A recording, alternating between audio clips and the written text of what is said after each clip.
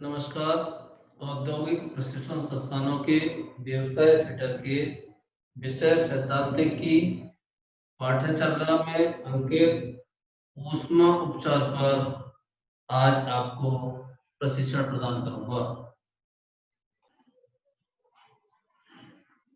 परिचय।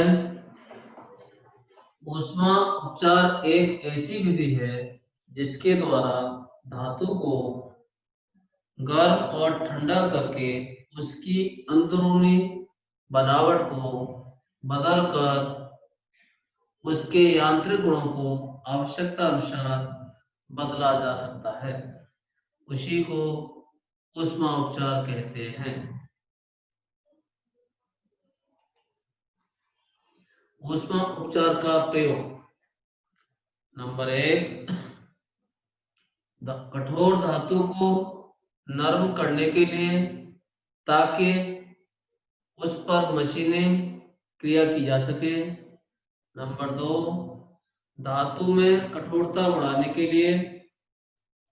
Number 3, cutting tool में कठोरता लाने के लिए ताकि वह दूसरी धातुओं को काट सके।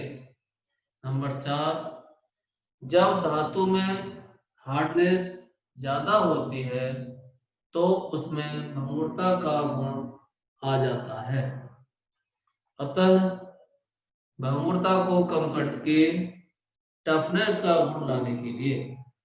नंबर 5, धातु की अंदरूनी बनावट में परिवर्तन करके इसकी टेंसाइल स्ट्रेंथ व यांत्रिक गुणों को सुधारने के लिए।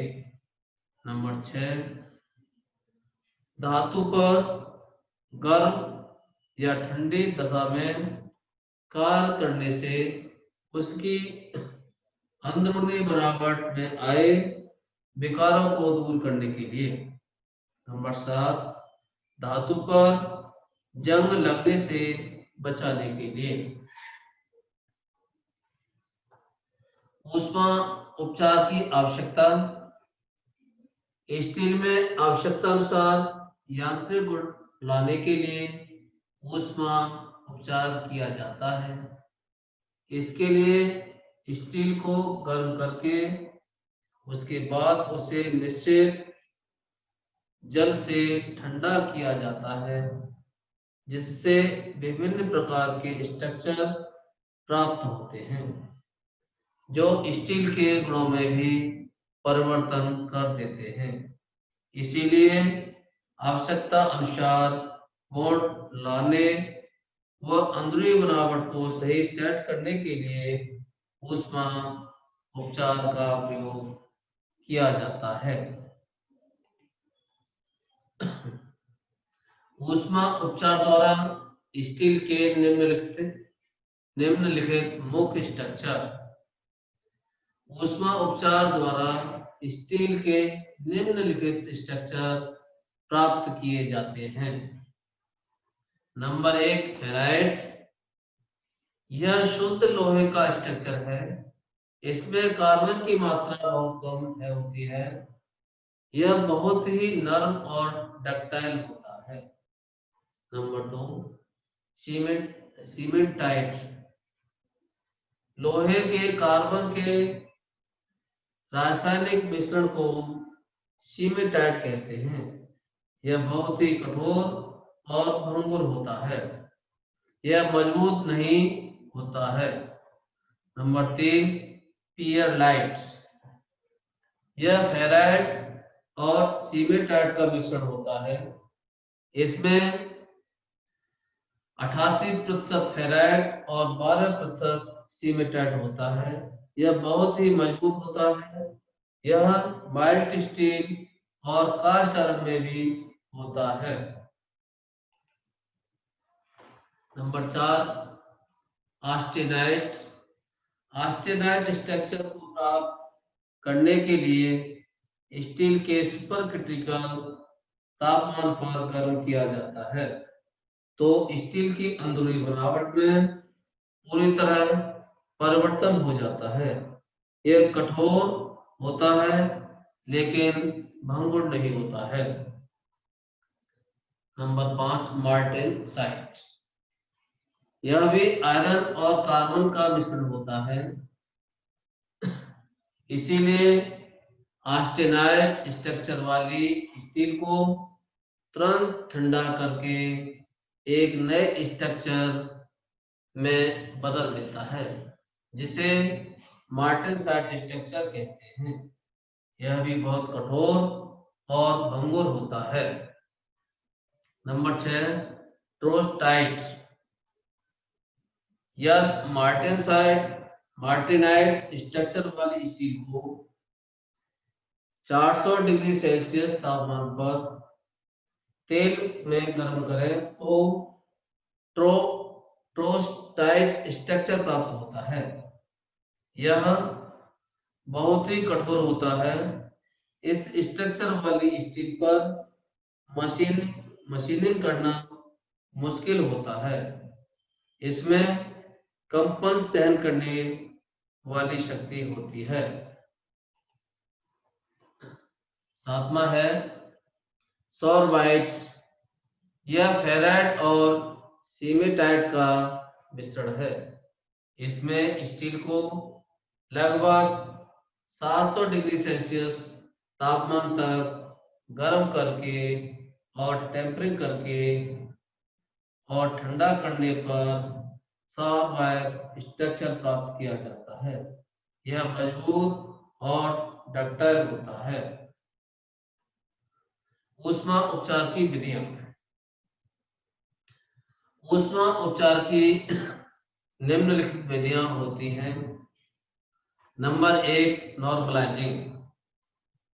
स्टील को ठंडे अथवा गर्म हालत में हैमरिंग, रोलिंग, फॉर्जिंग व बेंडिंग करने से धातु की अंदरूनी बनावट बदल जाती है। इसीलिए उन्हें इस क्रिया के बाद दोबारा सामान्य दशा में लाने की क्रिया को नॉर्मलाइजिंग कहते हैं। नॉर्मलाइजिंग करने के निम्नलिखित उद्देश्य हैं। नंबर 1 धातु में फाइन ग्रेन साइज उत्पन्न करना। नंबर 2 धातु को गर्म या ठंडी अवस्था में कूटने पीटने पर वह वन कोटिंग करने पर उसके अंदरूनी स्ट्रक्चर में जो खिंचाव आए हैं उन्हें दूर करने के लिए। नंबर 3 यांत्रिक गुणों को सुधार बढ़ाने के लिए। विधि। इस विधि में स्टील को उसकी कार्बन की मात्रा के अनुसार उचित तापमान पर गर्म किया जाता है। आमतौर पर स्टील पार्ट को अपर क्रिटिकल तापमान से 30 डिग्री सेल्सियस से 50 डिग्री सेल्सियस अधिक गर्म किया जाता है। तापमान पार्ट की मोटाई के अनुसार रखा जाता है और उसी तापमान पर पार्ट को कुछ समय के लिए रखा जाता है और फिर उसे बंद कमरे में स्थिर हवा में ठंडा होने के लिए छोड़ा जाता है। इस प्रकार ठंडा होने पर पार्ट की अंदरूनी बनावट हैमरिंग करने से पहले जैसी थी वैसी हो जाती है। गर्म पार्ट को ठंडा करने के लिए कभी भी गीले स्थानों पर नहीं रखना चाहिए, न ही उसे गीली हवा द्वारा ठंडा किया जाता है। नॉर्मलाइजिंग में पार्ट को रूम टेम्परेचर पर ठंडा किया जाता है। हार्डनिंग। किसी नरम स्टील पार्ट को घिसने से बचाने या कटाई योग्य बनाने के लिए उसका ऊष्मा उपचार द्वारा कठोर किया जाता है, जिसे हार्डनिंग कहते हैं। स्टील पार्ट की कठोरता कार्बन की प्रतिशत मात्रा के ऊपर निर्भर करती है। जिस स्टील में कार्बन की मात्रा अधिक होगी वह ज्यादा कठोर होगा, और जिस स्टील में कार्बन की मात्रा कम होगी वह थोड़ा कठोर होगा। विधि, इसमें स्टील पार्ट को अपर क्रिटिकल तापमान से अधिक लगभग 750 डिग्री सेल्सियस से 850 डिग्री सेल्सियस तक गर्म किया जाता है, और उस समय तक उसी तापमान पर रखकर स्टील पार्ट को खुली हवा में या पानी या तेल में डुबो दिया जाता है, और ठंडा होने पर पार्ट हार्ड हो जाता है। हार्ड पार्ट कम घिसते हैं और उसमें दूसरी धातुओं को काटने की क्षमता होती है। स्टील पार्ट को गर्म करने के बाद जितनी जल्दी ठंडा किया जा सके वह उतना ही हार्ड होगा। इसके लिए पानी और तेल का प्रयोग किया जाता है।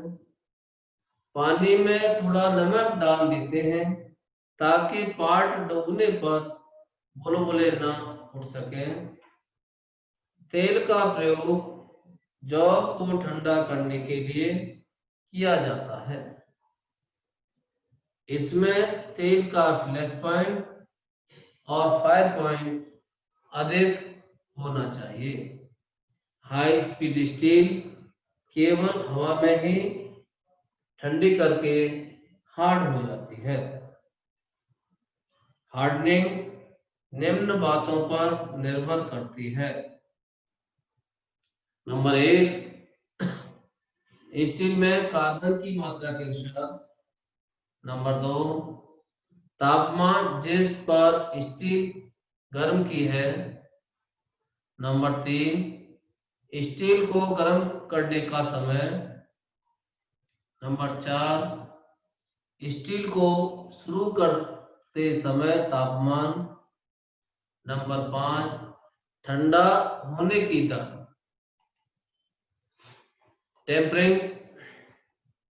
टेम्परिंग जब स्टील पार्ट को हार्ड किया जाता है तो उसमें भंगुरता का गुण आ जाता है, जिसके कारण यदि उन पर चोट लगाई जाए तो वह पार्ट टूट जाता है। अतः पार्ट की हार्डनेस भी बनी रहे और भंगुरता भी कम ना हो जाए, इसके लिए पार्ट की टेम्परिंग की जाती है। उद्देश्य। नंबर 1, अंदरूनी स्ट्रेस और स्ट्रेन से स्टील को मुक्त करने के लिए। नंबर 2, भंगुरता को कम करने के लिए। नंबर 3, कुछ डक्टिलिटी बनाए रखने के लिए। विधि, यह क्रिया 2 प्रकार से की जाती है। नंबर 1, सिंगल हीटिंग विधि। इस विधि में स्टील पार्ट को अपर क्रिटिकल तापमान से 30 डिग्री सेल्सियस से 50 डिग्री सेल्सियस तक अधिक गर्म किया जाता है। इसके बाद पार्ट के एक सिरे को कुछ लंबाई तक पानी या तेल में डुबोकर बाहर निकाला जाता है। इससे पार्ट की पीछे की गर्मी ठंडे भाग की तरफ भागती है, तो ठंडे भाग पर जो आयरन और ऑक्सीजन की परत या पपड़ी जम जाती है, जिसे एमरी पेपर या पुरानी रेती से साफ किया जाता है। इसके बाद उस भाग पर रंग आने शुरू हो जाते हैं, जिन्हें बड़े ध्यान से ठंडे भाग पर देखना पड़ता है। जब पाठ के अनुसार निश्चित रंग आ जाए तो पाठ को पूरी तरह डुबो देना चाहिए। इस प्रकार पाठ की टेम्परिंग कर ली जाती है। नंबर 2, डबल हीटिंग विधि। इस विधि में पाठ को पहले हार्ड किया जाता है, उसके बाद उसे दोबारा गर्म करके टेम्पर किया जाता है। इसके लिए इससे लोअर क्रिटिकल तापमान से भी कम तापमान पर गर्म करके उसे पानी या तेल में भिगो दिया जाता है। ठंडा करने की विधि सिंगल हीटिंग विधि की तरह ही है। इसमें टेम्परिंग कलर आने पर पूरे पार्ट को ठंडा किया जाता है। टेप, रेती आदि की टेम्परिंग करते समय उन्हें लंब रूप में सड़ासी या तार इत्यादि से पकड़कर डुबो देना चाहिए, अन्यथा उनमें टेढ़ापन आ सकता है। जिस स्टील में कार्बन की मात्रा कम होती है उसको हार्ड नहीं और टेम्परिंग की जाती है, जैसे low carbon steel. Lower critical point. जब स्टील को गर्म किया जाता है तो उसमें तापमान की वृद्धि धीरे धीरे होती है और जब तापमान 723 डिग्री सेल्सियस तक पहुंचता है तो उस तापमान के बाद स्टील की अंदरूनी बनावट में परिवर्तन होना प्रारंभ हो जाता है। अतः जिस तापमान बिंदु पर स्टील की अंदरूनी बनावट में परिवर्तन आना शुरू होगा उसे लोअर क्रिटिकल पॉइंट कहते हैं। अपर क्रिटिकल पॉइंट। स्टील को जब लोअर क्रिटिकल तापमान से अधिक गर्म किया जाता है तो जैसे जैसे तापमान बढ़ता है वैसे वैसे स्टील की अंदरूनी बनावट में परिवर्तन होता जाता है और जब उसकी अंदरूनी बनावट में पूरा परिवर्तन हो जाता है, अर्थात जब आयरन और कार्बन आपस में ठोस रूप में मिलते हैं तो परिवर्तन होना बंद हो जाता है। इस प्रकार जिस तापमान पर बिंदु पर परिवर्तन होना बंद होता है उसे अपर क्रिटिकल पॉइंट कहते हैं। Critical range. लोअर क्रिटिकल तापमान बिंदु से अपर क्रिटिकल तापमान बिंदु के बीच को तापमान की रेंज कहते हैं, उसे क्रिटिकल रेंज कहते हैं। इसे ट्रांसफॉर्मेशन भी कहते हैं क्योंकि इसी तापमान की रेंज में स्टील की अंदरूनी बनावट में परिवर्तन होता है। नंबर 5 के सारणी। इस विधि में माइल्ड स्टील और लो कार्बन स्टील के बने पुर्जे को घिसने से बचाने के लिए उनकी बाहरी सतह को कठोर किया जाता है, क्योंकि माइल्ड स्टील आदि में कार्बन की मात्रा कम होने के कारण उसे हार्ड नहीं किया जा सकता। इस विधि में जौ के अंदर का भाग प्रायः पूरा नरम रहता है, केवल जौ की ऊपरी सतह ही सख्त हो जाती है ताकि जौ टूटे या मुड़े नहीं। विधि number 1 case carburizing, number 2 nitriding, number 3 cyaniding, number 4 film hardening, number 5 induction hardening. Number 1 case hardening. इस विधि में जौ की बाहरी सतह पर उच्च गहराई तक कार्बन की मात्रा बढ़ाकर केस हार्ड किया जाता है। Number 2 nitriding. इस विधि में केवल एलॉय स्टील पार्ट को ही हार्ड किया जाता है, जैसे निकल स्टील, क्रोमियम स्टील, निकल क्रोमियम स्टील, कार्बन,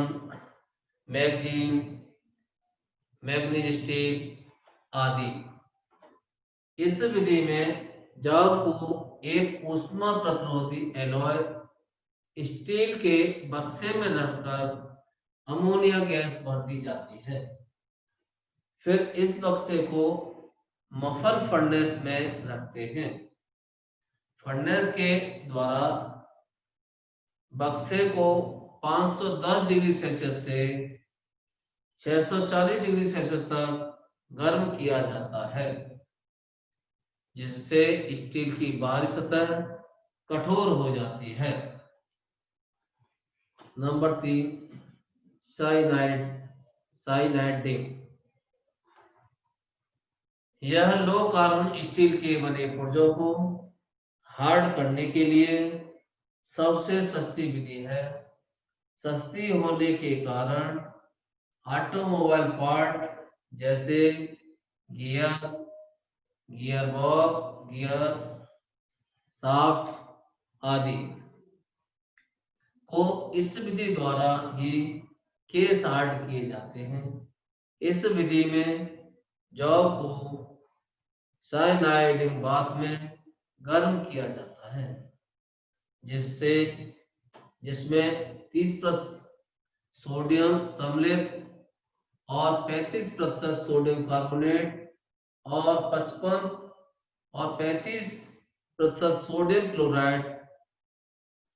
इस मिश्रण को लगभग 800 डिग्री सेल्सियस से 850 डिग्री सेल्सियस तापमान तक गर्म किया जाता है। जौ को मिश्रण के साथ गर्म करने के बाद पानी या तेल में ठंडा कर दिया जाता है। Flame hardening.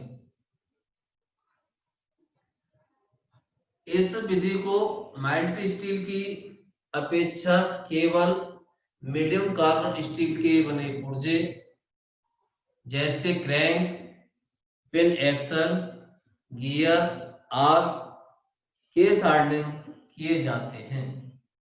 इस विधि में जौ की बाहरी सतह को घूमते हुए फ्लेम टॉर्च द्वारा एक किनारे से दूसरे किनारे तक गर्म किया जाता है। तत्पश्चात गर्म सतह को पानी के फुब्बारे द्वारा ठंडा किया जाता है। Number 5 induction hardening. यह विधि एक ही आकार के बने बहुत पुर्जों को केस हार्डनिंग करने के लिए अपनाई जाती है। जौ की बाहरी सतह को उसके आकार के अनुसार बने इंडक्ट में रखा जाता है।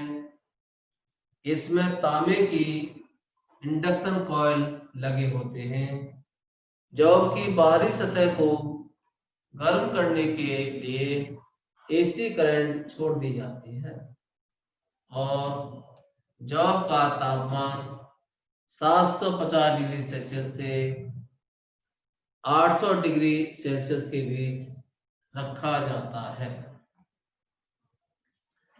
प्रशिक्षण का सारांश। नंबर 1, परिचय में ऊष्मा उपचार के परिचय के बारे में आपको ऊष्मा उपचार होता क्या है वो सीखा। ऊष्मा उपचार के प्रयोग के बारे में आपको बताया गया। ऊष्मा उपचार की आवश्यकता। नंबर 4, ऊष्मा उपचार द्वारा स्टील के निम्नलिखित स्ट्रक्चर। नंबर 5, ऊष्मा उपचार की विधियां। Number 6, single heating point. Number 7, double heating point और नंबर 8, क्रिटिकल रेंज। प्रयुक्त संदर्भ www.bharatskills.gov.in, www.wikipedia.org/wiki/fitter, प्रीतम ठाकुर रॉयल प्रकाशन, फिटर सैद्धांतिक निम्मी प्रकाशन, चेन्नई।